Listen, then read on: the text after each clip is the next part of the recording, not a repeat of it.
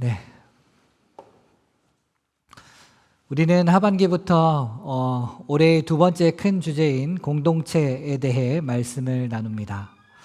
그 일환으로 지난 주일부터 우리는 에베소서를 읽으면서 공동체라고 하는 것이 과연 무엇인가에 대해서 함께 하나님의 진심을 살피고 묵상했었습니다.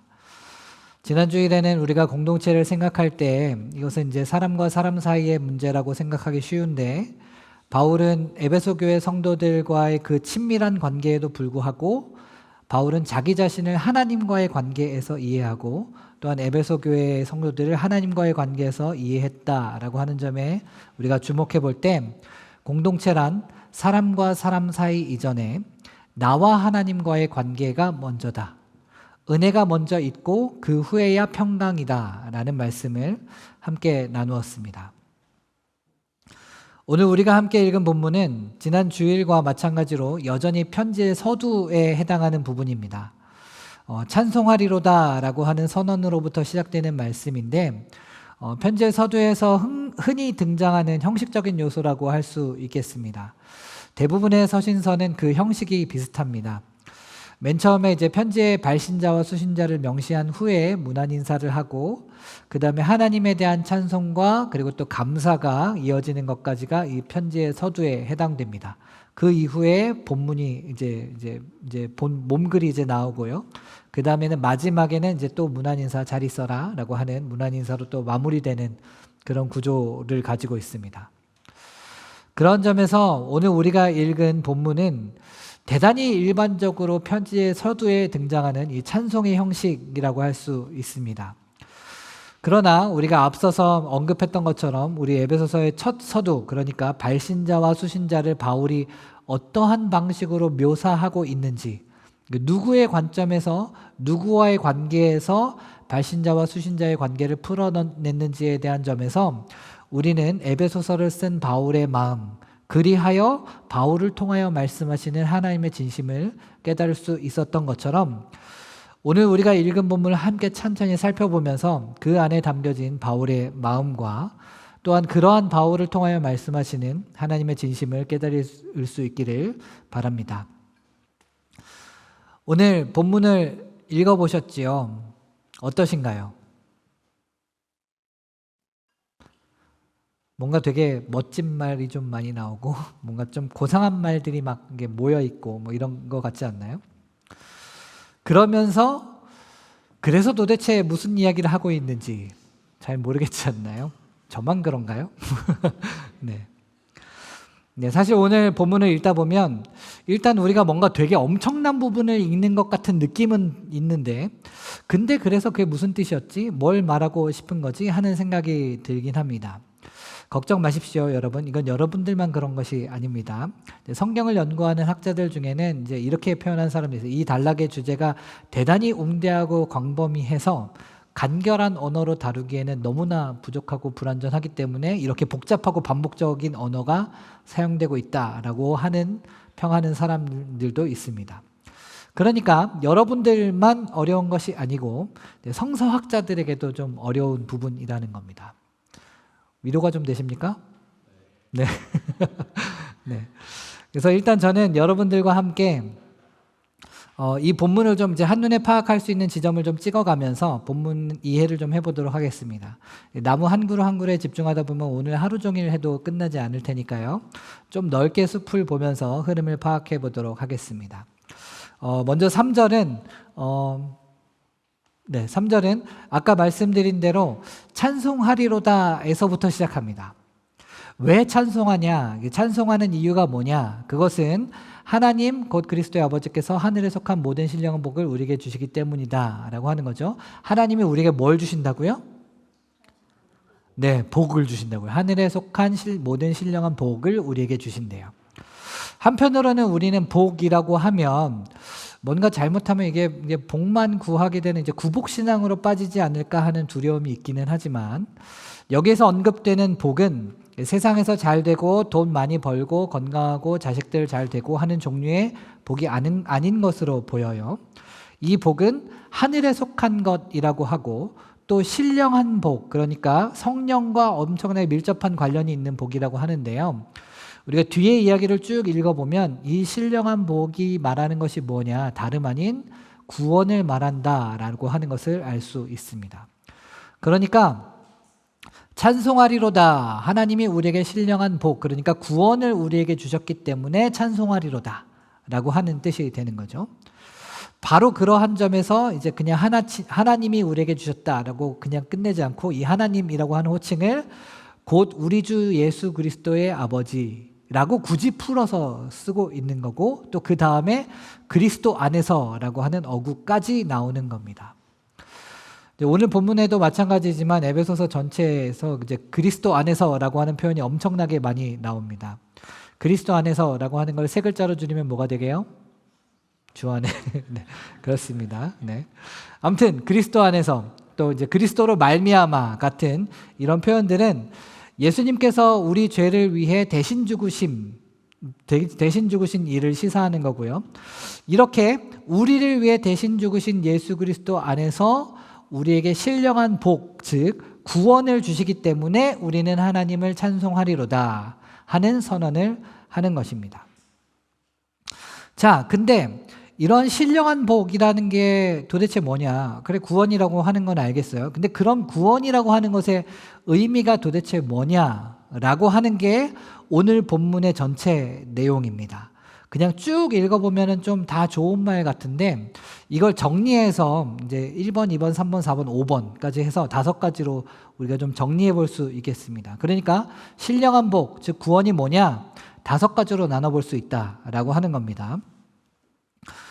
먼저 1번, 구원이라는 것이 뭐냐? 그것은 4절에 창세전에 우리를 택하심이다 라고 하는 겁니다. 네. 창세전이라고 하는 것은 세상을 창조하기 전이라는 뜻입니다. 그러면 사실 이 말의 논리의 앞뒤가 좀 맞지 않는 것 같습니다. 왜냐하면 세상이 창조되고 난 다음에 우리 인간이 창조되었으니까요. 그렇죠? 네. 세상이 창조되지도 않았으니 우리는 존재하지조차 않았을 텐데 말이에요. 그러면 우리를 선택할 수 없는 거잖아요. 그렇죠? 존재라도 해야 선택이라도 하든 말든 하는 거잖아요. 그런데 창세 전부터 우리를 선택했다. 이건 좀 말이 안 맞는 것 같습니다. 그냥 엄청나게 오래전부터 선택하셨다는 얘기를 강조한 거구나 싶으실 수 있겠습니다. 그것도 하나의 가능성일 수 있긴 하겠지만 사실 그렇게 보기에는 좀 석연치 않은 부분이 좀 있습니다. 바울은 그때 당시 헬레니즘 문화에 대단히 익숙했던 사람이고, 헬레니즘 문화의 핵심인 이 그리스 철학이 여러분 많이 들어보셨겠습니다. 소크라테스, 플라톤, 아리스토텔레스, 이런 빅네임들이 있잖아요. 이 빅네임들에 의해서 눈부신 발전을 시작한 게 언제였냐면 기원전 5세기였습니다. 이때의 주요한 철학적인 주제가 뭐였냐면 존재론이었습니다. 존재란 무엇이냐? 존재한다는 것은 무엇이냐? 그리고 난 다음에 바울은 기원 후 1세기 사람입니다. 이제 바울을 비롯하여서 이제 헬레니즘 문화에 익숙한 지식인들은 이런 존재론과 대단히 친숙했을 겁니다. 그런데 이런 사람이 창세 전에 우리를 택하셨다라고 하는 이 논리적인 오류를 그냥 쉽게 이제 문학적 표현으로 퉁치고 넘어갔다라고 하기에는 좀 석연치 않은 부분이 있습니다. 창세를 해야 우리가 존재하고 우리가 존재해야 선택을 할 수 있는 거니까 말입니다. 그러나 이것은 거꾸로 이제 존재론의 관점에서 보아야 더 잘 보이는 부분이 있습니다. 창세 전이라고 함은 하나님밖에 없는 상태를 말하는 거잖아요. 하나님 이외에는 아무것도 없는 상태를 말하는 거잖아요. 네, 그래서 이것을 좀 바꿔서 말하면 모든 존재하는 것은 곧 하나님이다 가 되는 겁니다. 이해가 되세요? 하나님이 세상을 창조하기 전에는 하나님만 존재한 거잖아요. 그러면 이 세상에 존재하는 모든 것은 하나님이고 하나님이 아닌 것은 없는 상황이 되는 겁니다. 여기에서 하나님이 세상을 창조하시는 겁니다. 이것은 단순히 그냥 한번 만들어 볼까 하는 정도, 그냥 없는 것을 그냥 새롭게 만드셨다라고 하는 그 의미를 넘어서 하나님이 모든 것이었던 상태를 포기하고 하나님 아닌 공간이 존재하도록 허락하신 하나님의 자기 제한으로 이해할 수 있습니다. 다시 말해 하나님이 세상을 창조하셨다라고 하는 것은 하나님이 외부의 존재, 그러니까 이제 하나님 아닌 존재에 대한 계획을 세우시고 그것을 실행에 옮기셨다라고 하는 건데, 바로 이 지점, 하나님이 창세 전에 하나님 아닌 존재, 그러니까 세상이라고 하는 존재를 만드시기로 하는 그 지점에서 택하심이 가능해지는 겁니다. 하나님 자신으로만 가득한 곳임을 포기하시면서 하나님 이외의 존재와 함께 공간을 공유하시기로 작정하시는 그 지점이 바로 하나님의 택하심의 지점이 되는 것입니다. 이것은 인간이 아직 존재하지 않았음에도 하나님에 의해 선택될 수 있음을 보여줍니다. 또한 이러한 선택은 우리가 이미 존재하기 전보다 먼저 이루어졌다라고 하는 점에서 우리의 존재가 하나님에게 잘하고 있든 잘하고 있지 않든, 잘하는 것이 일시적이든 아니든 상관없이, 그런 것과 상관없이 우리 존재 이전에 내려진 선택이니 이러한 선택은 우리의 상태에 의존하지 않는다라고 하는 특징이 있습니다.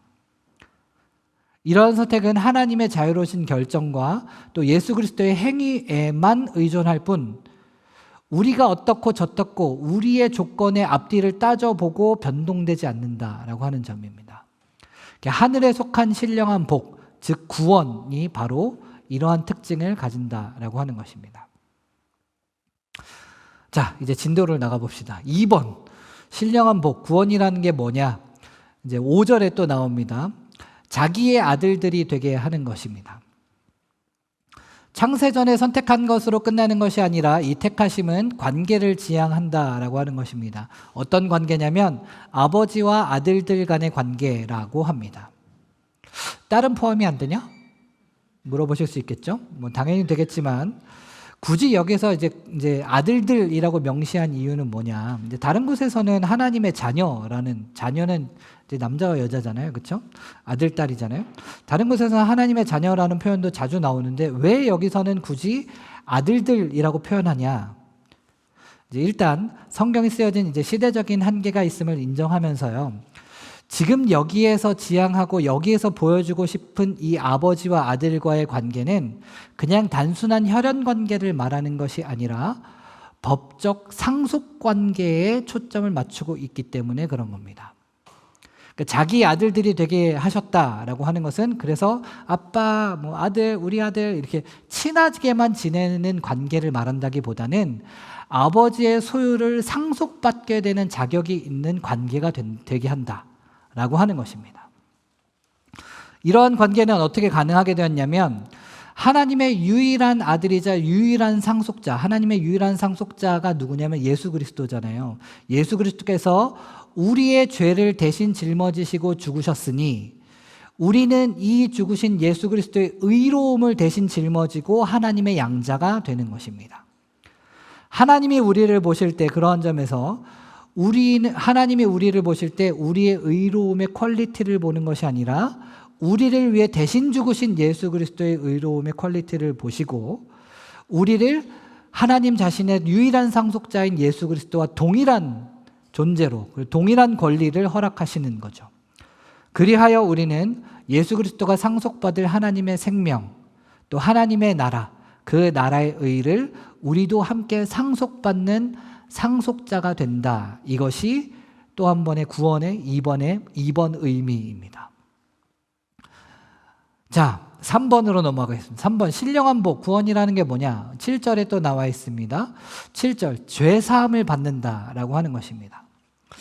뭐 이건 뭐 너무나도 잘 알고 계시지요? 우리가 지은 죄에 대해서 대신 대가를 치러주신다. 그러니 더 이상 우리는 과거의 죄에 얽매일 필요가 없다 하는 것입니다. 그런데 여기서 조금 더 생각해 봐야 합니다. 좀 오래된 영화이지만 밀양이라고 하는 영화가 있었지요.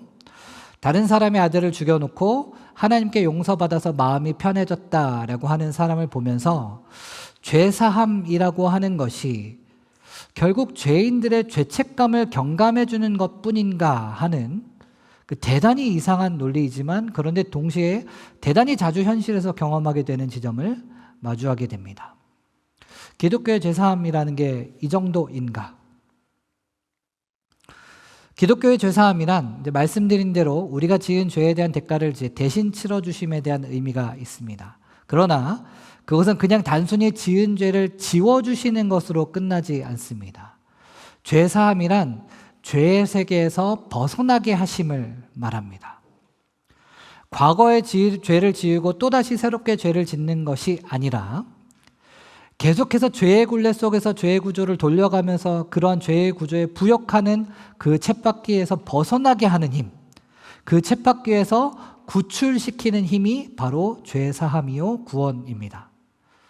그러니 과거의 죄를 용서받았다고 마음 편해질 것이 아니라 죄의 세계와 쳇바퀴에서 벗어나기 위한 모든 노력과 돌이킴, 또 부끄러운 마음들, 또 빚진 마음, 그 진 빚을 갚기 위한 모든 헌신, 그리하여서 하나님과 우리의 이웃들과 함께 회복된 관계를 누릴 수 있게 하기 위한 모든 용기와 힘이 바로 죄사함이자 구원의 의미입니다.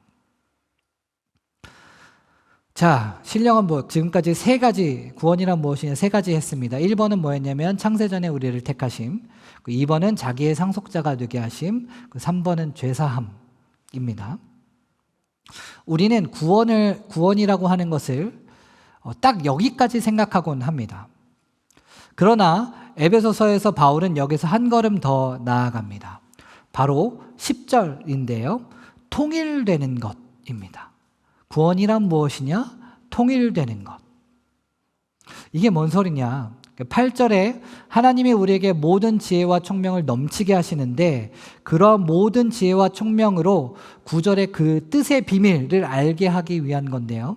그럼 그 뜻의 비밀이란 게 바로 뭐냐? 바로 하늘에 있는 것이나 땅에 있는 것이 다 그리스도 안에서 통일되는 것이라고 하는 겁니다.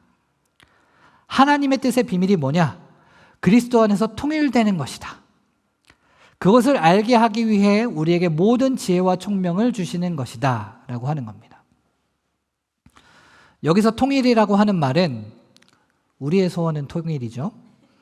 그렇지만 단순히 그냥 하나로 합쳐진다라고 하는 말의 뜻으로 보기에는 아쉬움이 있습니다.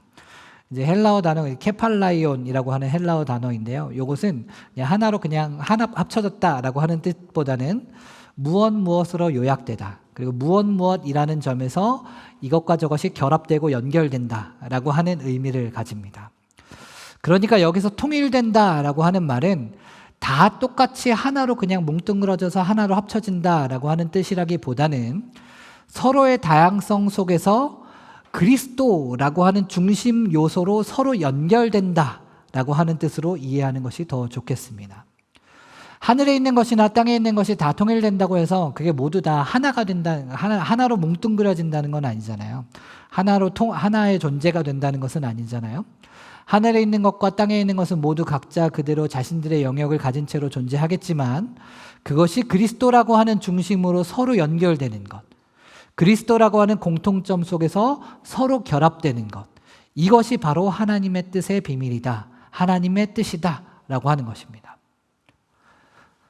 바로 이 점에서 구원은 결코 개인의 문제에만 매몰되어 있을 수 없고 오히려 대단히 공동체적인 것입니다. 구원은 선택받고 상속자가 되고 또 죄사함을 받은 개인으로 끝나는 것이 아니라 그러한 개인들이 어떻게 서로 연결될 것인가, 무엇으로 우리가 서로 결합될 것인가 하는 문제까지 이어지는 것입니다. 우리는 서로가 가진 매력으로 연결되기도 할 것이고 서로가 서로에게서부터 얻을 수 있는 이득으로 결합되기도 할 것입니다. 당연히 그럴 수 있습니다.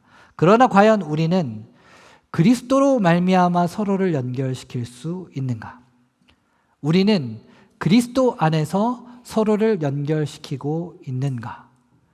그것이 바로 하나님의 뜻의 비밀이며 그것이 바로 우리가 진정으로 구원을 살아가는 지표가 된다라고 하는 것입니다. 마지막 5번째, 신령한 복, 구원이란 무엇이냐? 우리 6절과 12절과 14절에 말씀하시는 바, 바로 찬송이 되는 것입니다. 이러한 신령한 복을 하나님이 우리에게 주신다라고 했는데 하나님이 왜 우리에게 이러한 신령한 복을 주시는 걸까요? 하나님이 왜 우리를 구원하시는 걸까요? 우리는 이 질문에 대해서 우리를 위해서 하나님은 사랑의 하나님이시니까 라고 대답할 수 있겠습니다. 반은 맞았지만 전부는 아닙니다. 당연히 하나님이 우리에게 주시는 구원은 분명하게도 우리를 위한 것입니다. 멸망하지 않고 영생을 얻게 하신 것이니 구원과 영생을 얻게 되는 우리에게는 당연히 좋은 일입니다. 그러나 하나님은 단지 우리 좋으라고만 이러한 신령한 복을 우리에게 주시는 것이 아닙니다. 그보다 훨씬 상회하는 목적은 하나님은 자신의 이름과 자신의 영광을 위하여 우리에게 하늘에 속한 모든 신령한 복을 주신다라고 하는 것입니다. 우리에게 신령한 복을 주시는 이유는 우리 좋으라고가 아니라 하나님 자신의 영광을 위하여 그렇게 하신다라고 하는 것입니다. 때로 우리는 너무 자기중심적으로 생각하는 경향이 있습니다. 하나님의 모든 일들이 나를 위해 하시는 것이라고 생각하기도 합니다. 하나님은 사랑의 하나님이시고 또 나를 사랑하시니까 결국 하나님이 인도하시지 않으실까, 동행하시지 않으실까 생각합니다.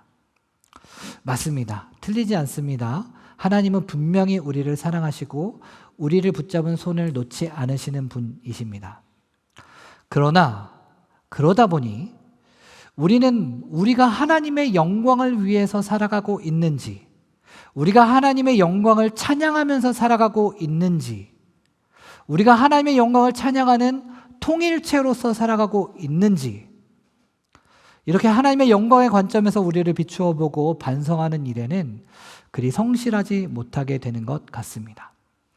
내가 상황이 이렇고 내가 상태가 이렇고 하나님이 이해하시겠지 하는 게 우리의 주된 태도가 아니었나 싶습니다.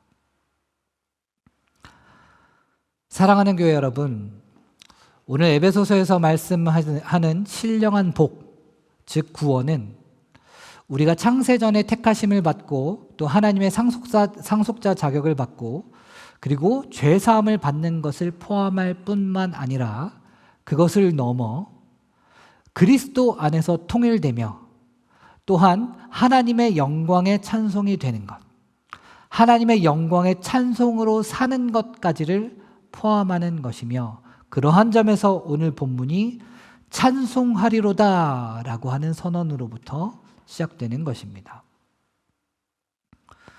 그리스도 안에서 그리스도로 말미암아 구원을 받은 교회 여러분, 여러분은 그리스도 안에서 통일을 향해 여러분의 걸음을 옮기고 계십니까? 그리고 하나님의 영광을 찬송하는 찬송으로서 살아가고 계십니까? 하나님은 오늘도 하나님 당신의 이름을 위하여 여러분을 구원하시고 하나님 당신의 영광을 위하여 여러분에게 신령한 복을 내려주십니다. 여러분은 하나님의 영광을 바라보고 계십니까? 그 영광의 찬송이 되고 계십니까? 우리의 좁은 가슴 부여잡고 사는 삶에서 벗어나서 우리의 눈을 들어 하나님의 영광을 바라볼 때, 그리고 그러한 하나님의 영광을 바라보는 일에 우리가 함께 통일될 때, 함께 연결될 때 하나님께서 우리에게 부어주시는 하늘에 속한 모든 신령한 복을 깊이 향유하게 될 줄로 믿습니다. 그러한 은혜가 저와 여러분에게 있으시기를 진심으로 축복합니다. 우리 함께 찬양하겠습니다.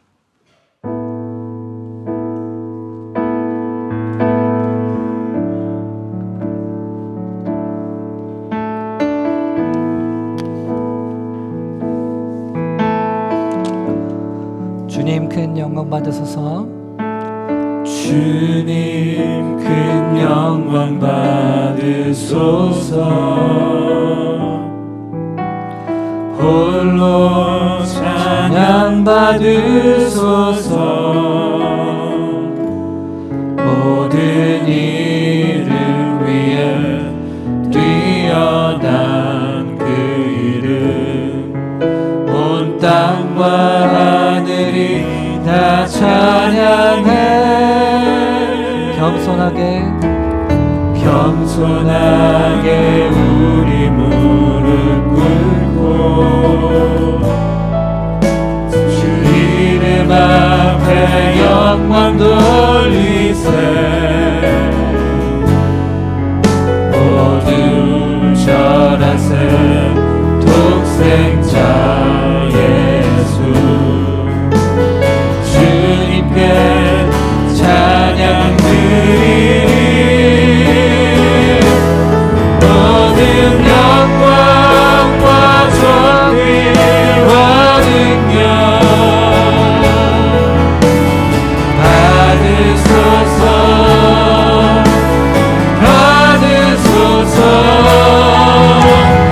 영광과 존귀와 능력 받으소서.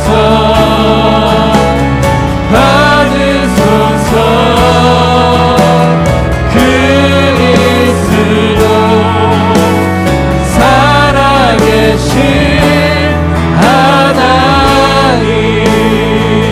네, 다시 한번 고백할 때 우리 주님의 영광을 바라보며 나아갔으면 좋겠습니다. 주님 큰 영광 받으소서. 홀로 찬양 받으소서. 모든 이름 위에 뛰어날 그 이름. 온 땅과 하늘이 다 찬양해. 겸손하게 우리 무릎 꿇고 주 이름 앞에 영광 돌리세. 모두 절하세. 독생자 예수 주님께 찬양 드리리. 모든 영광과 존귀와 능력 받으소서. 주님 받으소서. 영광과 존귀와 능력 받으소서. 영광과 존귀와 능력 받으소서.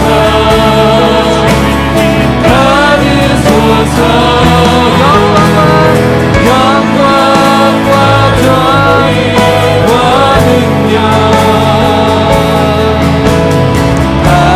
받으소서.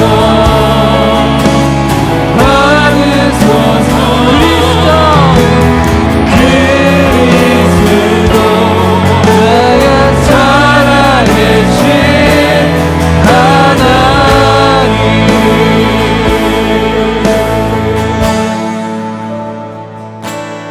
모든 영광과 존귀와 능력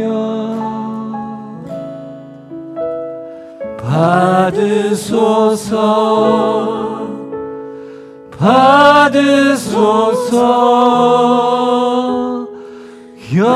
영광과 존귀와 능력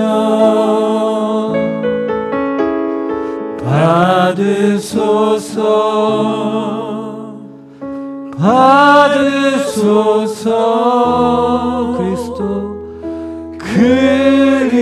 그리스도 살아계신 하나님.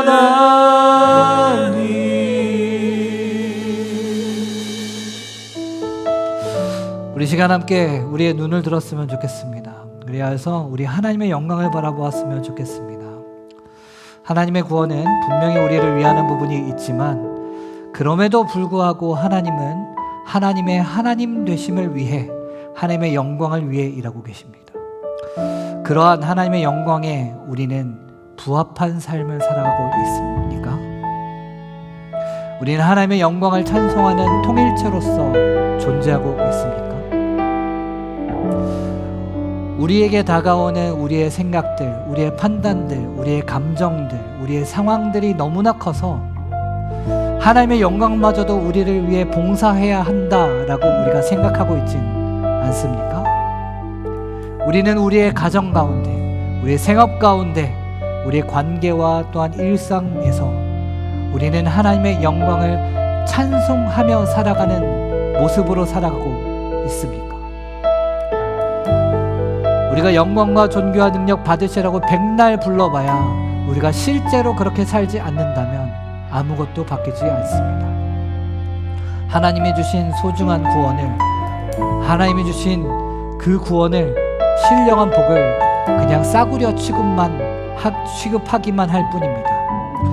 우리 시간 함께 기도했으면 좋겠습니다. 하나님, 우리에게 하늘에 속한 모든 신령한 복을 주시고 우리를 구원하시는 그 하나님의 영광을 바라봅니다. 우리의 존재 이전부터 하나님께서 당신의 영광을 위해 이루어오셨던 것을 우리가 함께 바라봅니다. 우리로 그 영광을 찬송하는 존재로서 살아가게 하여 주시옵소서. 우리가 우리의 모습만 바라보고 우리의 상황만 바라보고 있는 것이 아니라 하나님, 우리가 눈을 들어서 하나님께서 일하고 계신 그 하나님의 영광을 바라보며 하나님의 그 영광을 찬송하는 통일체로서 살아가게 하여 주시옵소서. 우리 시간 함께 기도하면서 나아갔으면 좋겠습니다. 함께 기도하겠습니다.